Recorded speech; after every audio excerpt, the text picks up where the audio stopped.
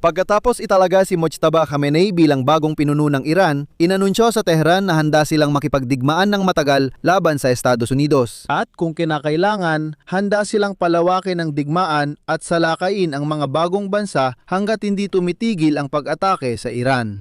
Dahil walang palatandaan ng pagbuti, lalong lumala ang epekto ng digmaan sa ekonomiya. Dahil dito, unang beses mula na magsimula ang malawakang pananakop ng Rusya sa Ukraine noong 2022 na lumampas sa $100 kada bariles ang presyo ng langis sa pandaigdigang merkado. Sa episode na ito, tatalakayin natin ang mahahalagang kaganapan sa ika-10 araw ng digmaan sa gitnang silangan, maikli at direkta. Ako si Alexei Pechi, talakayin natin ang paksa. Bago magsimula, paki-subscribe sa channel na ito, i-like, mag-comment sa episode na ito, at mag-subscribe din sa aking Telegram channel Pechi News. Nasa video description ang link. Doon kami naglalathala ng mga balita habang dumarating ang mga ito. Ang pangunahing balita ay ang pagtatalaga ng bagong pinakamataas na pinuno ng Iran. Nagkaisa agad ang mga pangunahing kapangyarihan sa Iran kasama ang Islamic Revolutionary Guard Corps kay Mojtaba Khamenei At matapos siyang mahalal bilang kahalili ng kanyang pinaslang na ama, si Ayatollah Ali Khamenei bilang bagong pinakamataas na pinuno ng bansa. Nanumpa ng katapatan ang Islamic Revolutionary Guard Corps at handang sumunod sa lahat ng utos ng bagong pinuno. Kasabay nito, tinutukoy si Mojtaba bilang taga-suporta ng mahigpit at radikal na linya. Sinabi ni Pangulong Donald Trump na malaking pagkakamali ang pagtatalaga kay Mojtaba. Ayon sa mga politiko, ang pag-angat ni Mojtaba ay patunay ng pagpapatuloy ng mahigpit na pulisya ng kanyang ama sa walang katapusang digmaan laban sa Estados Unidos at Israel. Samantala, ang tanging bumati sa Iran sa pagkakahalal ng bagong leader ay si Pangulong Vladimir Putin ng Russia. Noong Lunes, nagsulat siya ng liham kay Khamenei upang kumpirmahin ang suporta ng Moscow. Nang tanungin kung target ang bagong pinakamataas na leader, sagot ng kagawaran ng ugnayang panlabas ng Israel, kailangan ninyong maghintay at tingnan. Natatabunan ang balita kay Mojtaba. Pinag-aaralan ng mga politiko ngayon ang mga opsyon para lutasin ang pinakamalaking krisis sa kasaysayan ng pamilihan ng langis. Nagbabala ang pinuno ng pandaigdigang pondo ng pananalapi tungkol sa pangalib ng implasyon at pinayuhan ang mga politiko na maghanda sa di inaasahang pangyayari. Nagtipon ni Lunes ang mga finance minister ng G7 para talakayin ang posibleng sabayang pagpapalabas ng estratehikong reserbang langis. Bumagsak ang pamilihan sa Asya at Europa at tumaas ang presyo ng langis sa futures market. Ngunit tinawag ni Trump na maliit ang halaga ng pagtaas ng presyo kapalit ng digmaan.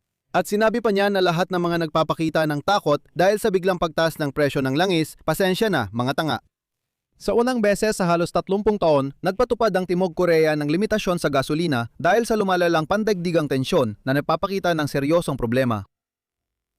Nakikipagpulong si Punong Ministro Keir Starmer sa mga kaalyadong bansa kung paano mapapababa ang epekto ng sigalot sa ekonomiya na hinahangad ng London na ma-de-escalate. Sa Bangladesh, mula Lunes ay nagsara ang lahat ng unibersidad at paaralan dahil 75% ng enerhiya ng bansa ay mula sa inaangkat. Kasabay nito ang Indonesia na siyang pinakamalaking tagagawa ng palm oil sa mundo ay handang bumalik sa ideya ng paggawa ng B50. Ito ay isang halo kung saan kalahati ay gawa sa biodiesel mula sa palm oil at ang natitira ay karaniwang diesel, sa madaling salita, paghahalo. Inutusan ng China ang mga oil refinery na itigil muna ang paggawa ng bagong kontrata sa pag-export ng gasolina at kanselahin ang ilang napagkasunduan. Itinigil ng Serbia ang pag-export ng langis at mga produktong petrolyo at iba pa. Sa madaling salita, malayo pa ito. Hindi pa ito lahat ng halimbawa kung paano naapektuhan ng digmaan ang buong mundo.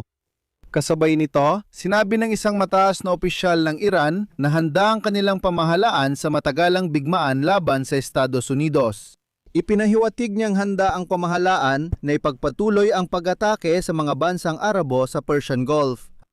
Sinabi ni Kamal Karazi, tagapayo sa patakarang panlabas ng opisina ng kataas-taasang pinuno ng Iran, na hindi muna isasaalang-alang ang diplomatikong hakbang ngayon. Sinabi niya na matatapos lang ang digmaan dahil sa pagkaluging ekonomiya na nagpapakita ng pagtigas ng posisyon ng pamahalaan. Dagdag pa niya, handa ang Iran na ilugmok ang mundo sa kahirapan at implasyon, pero hindi sila aatras.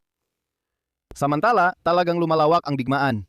Sinabi ng Ministry ng Depensa ng Turkey na ang mga air defense ng NATO ay nakabagsak na ng pangalawang ballistic missile ng Iran nang pumasok ito sa himpapawid ng Turkey. Oras, Nagulat ang mga bansa sa Persian Gulf ng mga interception at pag-atake sa gabi. kabilang dito ang Bahrain na nagsabi na hindi bababa sa 32 katao ang nasugatan dahil sa pag-atake ng Iranian drone sa isang residential area.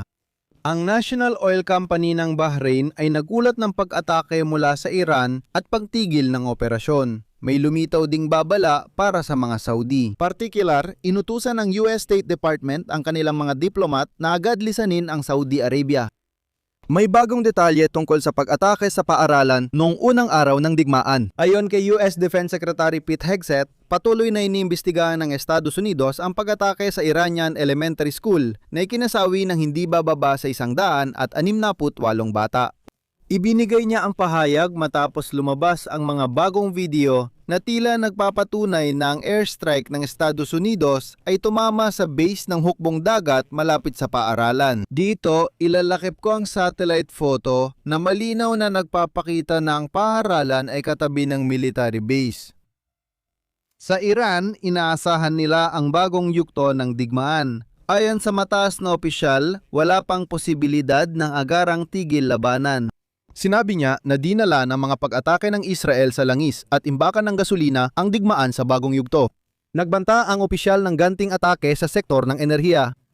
Ipinahayag ng opisyal ang pag-aalala sa posibleng dagdag na aberya sa operasyon ng regional na pasilidad ng langis at gas na nagsasabing hindi lang sa Israel kundi mas lalo rin tututukan ang mga bansa sa Persian Gulf.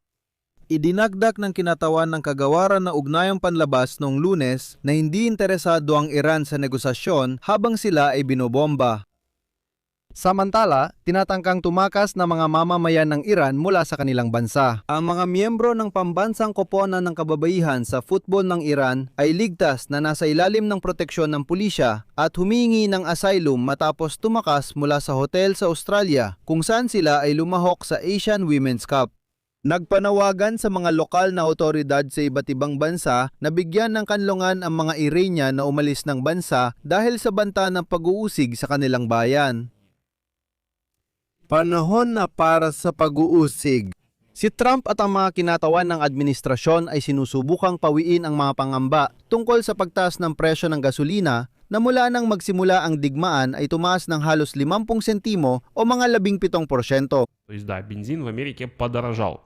Ayon kay White House spokesperson Caroline Leavitt, panandaliang aberya lang ang pantaas ng presyo ng gasolina. Hinimok ni Chuck Schumer, leader ng minoryang demokratiko sa Senado, si Trump na gamitin ang strategic oil reserve ng US sa reserba ng langis para sa gasolina. Ситуации для того, чтобы снизить цены на энергоносители. Samantala, inanunsyo sa Estados Unidos ang pagkamatay ng ikapitong Amerikanong sundalo sa digmaang ito. Ito ay ang 26 na taong gulang na sarhento ng hukbong Amerikano na si Benjamin Pennington. Pumanaw siya noong Linggo, isang linggo matapos siyang masugatan sa Prince Sultan Air Base sa Saudi Arabia.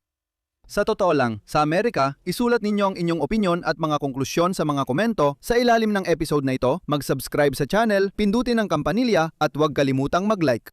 Kung nagustuhan at may natutunan kayo sa episode na ito, suportahan nyo ang YouTube channel sa pamamagitan ng pinansyal na tulong. Sa pamamagitan ng inyong donasyon o pag-subscribe gamit ang mga link at detalye na nasa description ng video na ito o kaya naman gamit ang QR code na nakikita ninyo sa inyong mga screen. Iyon lang po, ingatan ninyo ang inyong sarili, paalam sa lahat.